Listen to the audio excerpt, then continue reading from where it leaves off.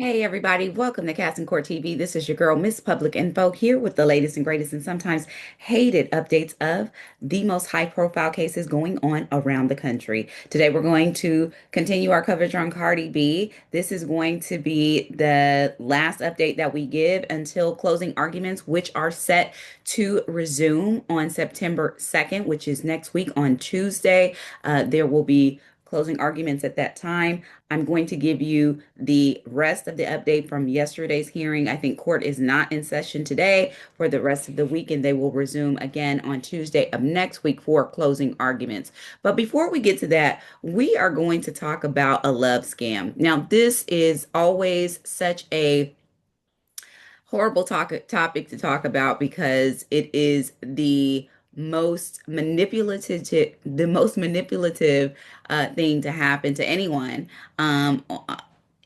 in terms of the dating game, because you're putting yourself out there, you're trying to date, you're trying to find someone, you're being vulnerable, which are all the key ingredients to finding the right person, right? Well, tell that to the women who were love scammed by a former NFL player by the name of Darryl Buster Skrine. Now, Darryl Buster Skrine, he has been arrested in Roswell, Georgia for scamming women. But this is actually his arrest while he's been on the run. He actually has pending cases in Canada for the same thing. Let's get into this. Now, keep in mind, this guy, Daryl Buster Scrin, he actually made over $40 million during his time in the NFL. This guy was somebody who saw action on the iron grid. He wasn't just, riding the bench and making league minimum. This is a guy who actually made some cheddar. But he is now retired. He was arrested in Roswell on 18 charges tied to a fraud scheme where he was targeting women on dating platforms. Yes, ladies, that means Bumble, that means Tinder, that means Match.com, eHarmony, Black People Meet, BLK, all of those, all of the ones that all of us have tried to peruse and find Mr. Right on.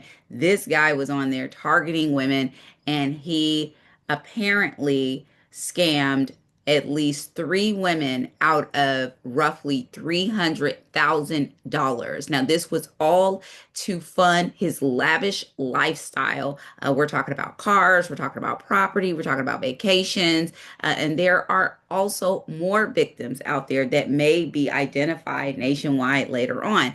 Again, he's also wanted in Canada, where he was charged in a $100,000 check fraud case before fleeing while out on bail. So he's actually a fugitive in Canada. Now, this guy, he the police started investigating this case with him back in July after a victim reported that she had been financially exploited by this individual. Investigators determined that he was targeting these women through online dating platforms, through the apps, telling them fabricated stories about his financial troubles and then promising repayment from his what? NFL annuity.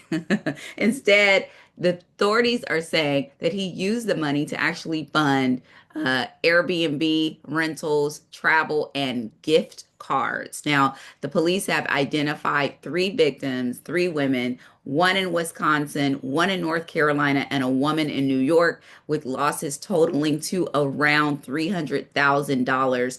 And detectives believe that there may be additional victims across the U.S. Again, now he was arrested yesterday morning at his home, or at a home. I don't even know if this guy has a home. So he was arrested at a home, not his home, on Pine Grove Road in Roswell, Georgia. He faces multiple charges, and these include a deposit account fraud, um, identity fraud, financial transaction card fraud, theft by taking, and criminal attempt to commit theft. Now, in addition, he is again a wanted fugitive in Canada. Durham Regional Police had arrested him on August in August of 2023, so roughly 2 years ago, in this $100,000 check fraud case. And he was released on bail in April of 2024 with GPS monitoring, but he removed his device and then he fled back to the United States, authorities said. So the Roswell Police Department, they are actually working with Canadian authorities to ensure Skrine faces charges in both countries. Now, this is an active investigation, and if you or anyone you know believes that they have may have been a victim in of Mr. Skrine's, they've been a victim of this guy's antics, you are encouraged to contact the detectives. I'm going to put the information, or the information rather, is there in the description box. So you can contact those people. There are phone numbers. You can also submit an anonymous tip through Crime Stoppers Atlanta, and I'll have the phone number there for Crime Stoppers, um, and also the Crime Stoppers website. Now, the backstory with this guy is that he grew up in Cherokee County, played football there in um, Georgia, and then he went to college at the University of Chattanooga, and then he went pro. He played for the Cleveland Browns, the New York Jets, the Chicago Bears, and the San Francisco 49ers and the Tennessee Titans. And he is now 36 years old, and he retired in 2022. Again, it is worth noting. I mean, it is definitely worth noting that this guy had a $40 million contract at a point in his career. Now, I know a lot about football, so I understand that the contracts in the NFL are not guaranteed contracts. It depends on if the person is, hurt or whatever, if their contract uh, requires the team to pay their contract out before by the time they leave the team, or whatnot. So I get that. I get that a $40 million contract doesn't mean that he actually made $40 million, but according to sources who are have the knowledge, he made an estimated of $40 million during his 12-year NFL career. He was a fifth round draft pick of the Browns in 2011, and then he signed to the Jets before the 2015 season and spent 4 years in New York. And he was a great cornerback. He was a cornerback, and he was good. And then he played his last NFL game with the Tennessee Titans before retiring in 2021-2022 season. So this is a guy who made $40 million estimated. So this isn't just like, oh, well, he you know, signed a $40 million contract, but that wasn't like real money because he didn't play out the contract. No, this guy made roughly around $40 million. Now, that doesn't really matter because at the end of the day, you should not be scamming people. That's what this is all about.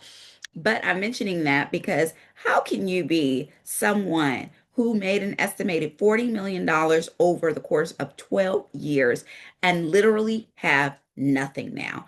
And now that you have nothing, what are you doing? You are a bottom feeder. You are out here on the dating sites, out here manipulating people, out here scamming people. I mean, the scamming that goes on these dating sites are crazy. Not only men scamming women, but women scamming men. It is crazy the amount of scams that go on these dating sites and how many people fall prey to them. So, and listen, with the love scams, I know that it is embarrassing for someone to admit that they are a victim of a love scam because it's like, well, I'm putting myself out here. Putting myself out here. I'm wanting to date. I'm, being, forward with um putting myself out here as somebody who's available because really, how else do you meet people, right? That's what everyone wants to know the answer to. And as soon as someone has that answer, they're going to be a very rich person. But I digress. Listen, I know it is embarrassing, but if you are someone who has been a victim of a love scam, whether it's on this level or a smaller level, you need to contact authorities. One thing I will say about these love scams is that They are sometimes really difficult to prove. I'm really glad that they were able to actually catch this guy up. I think probably what caught him up with the three women in New York, Wisconsin, and North Carolina is because he has this open fugitive case there in Canada. And that's probably what sort of opened Pandora's box for him and his love scam attempts here, and much more than attempts. I mean, he's been very good at it apparently. But normally, these are really hard cases to prove because, as a victim in the case, you have to prove that you did not do this willingly. And when you are in a dating situation with someone, that can be really difficult for investigators, prosecutors to prove in a court of law that you did not willingly give this person. This is considered a gift because that is what the person normally comes up with. That's the normal sort of frame of reference as it relates to these cases. Like, oh well, no, this was a gift. This person gave this to me willingly. This was a gift. When in fact the person was likely manipulated into thinking that this was a real relationship and this wasn't. Obviously, fraud cases are filed on a regular at the district attorney's office. I worked with our consumer fraud team when I was at our office, and these cases would come up. And the love scam cases are especially cruel because it's normally the victim is normally someone who is either, elderly or not elderly, but just an older person who is looking for love, someone who has been through a lot, and someone who is really wanting to believe this person. And this person is just, you know, taking out all the stops to get this person to believe them. This one is also probably, in this particular case, probably was easier for him to kind of scam because one thing that a lot of people do is they check the person out. Well, if they were to check him out online, they would see that he was telling the truth about being a former NFL player. He was telling the truth about, the fact that he, spent these years with these teams. So someone may readily believe him when he says, well, I'm just having a hard time right now, and I'll get you back when my NFL retirement annuity kicks in, you know. The red flag obviously is finding out that this guy made over $40 million during his career and he has nothing left. That's the red flag, like bar none. So completely crazy, leaving the Crime Stoppers number and the other numbers to the police investigators, the Douglas police investigators who are investigating this case. If you or someone have information about this case, that's going to be in the description box. Okay, now we are going to move on back to the Cardi B trial. Now, as I stated, the trial actually is currently at recess because the court will go back into session, next Tuesday for the closing arguments. But after we ended yesterday, I ended on Cardi B's three-day trial. She spent 2 days on the witness stand. Yesterday was her second day, but it was the third day in total of the trial. So the trials only lasted 3 days, it's less than a week. Now, I want to go on to some of the testimony that I didn't get to because of the fact that the testimony hadn't happened. So I was actually speaking to you all while the testimony was happening. So let me continue on. Now, she's on the stand yesterday. She said that she continues to say she wanted to keep her pregnancy a secret. By the way, I did see a video of Cardi B coming out of the courthouse yesterday, and she looked very pregnant to me. Now, there are a little bit of whisperings going around. Usually, I don't get into the rumor mill of things because this is not that kind of channel. But since this is relevant to the case and in the sense that during the time of this incident, she was pregnant with Culture. It is a little bit interesting that she would actually be on trial for this case 7 years later and actually be pregnant. She's definitely showing a very sizable baby bump. And she was outside of the courthouse yesterday, signing autographs with fans and on her way to her vehicle to leave. And she had on a white suit. It was very big for her. She's usually wearing tight clothing, tighter fitting bodycon clothing, but she looked pregnant. And of course, she and Offset are in the middle of a divorce. And she was rumored to, or confirmed rather, to be dating NFL player Stephon Diggs back in May, but then we heard a little whispering that they were no longer together. So I don't know what to make of that, but I do know a pregnant woman when I see one, and she looked very pregnant to me during this trial. Okay, now she says that she never spit on Miss Ellis. She said that she did not use any racial slurs. She explained her presence in LA. She said that she was in LA for the NBA All-Star Weekend promotions, including, attending the game. Now, her hair and nail details corroborated with the photos from the NBA event. So the ash blonde hair, the long acrylic nails with flat rhinestones that she described to the attorney on cross-examination. She asserted that those were the same nails that she wore that week, including the date of the alleged incident. And of course, the nails again are important in this case because she is alleged to have scratched Miss Ellis in the face. Miss Ellis has said in the nose, I guess during deposition, and then on the stand, she's saying it was her cheek. Now, she denied that her nails were sharp. She said that they were flat. So she's also disputing that the nails were 3 inches at the date of the incident. I don't know, because Cardi is known for these long nails. I tell you, they're like long, but as I told you guys or said to you guys yesterday, that the nails that she's wearing or was wearing on the stand the day of the cross-examination were so short.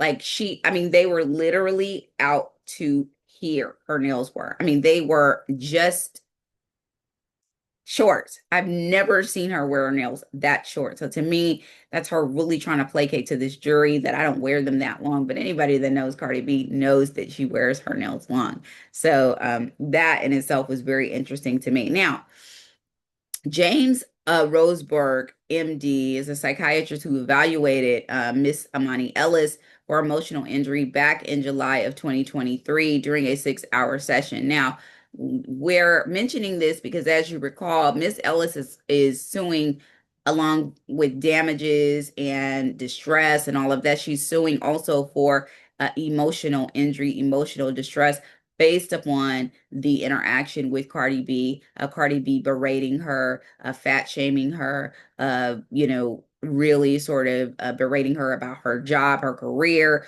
and everything that went along with that. Now, Mr. Rosenberg, or Dr. Rosenberg, took the stand yesterday and he said he found no significant evidence of emotional injury related to the incident. Now, I will tell you, this is a Hail Mary pass here for Miss Ellis because this incident happened in 2018. Why are you now just in 2023 seeking a psychological help for this particular incident? I think we all know the answer to that.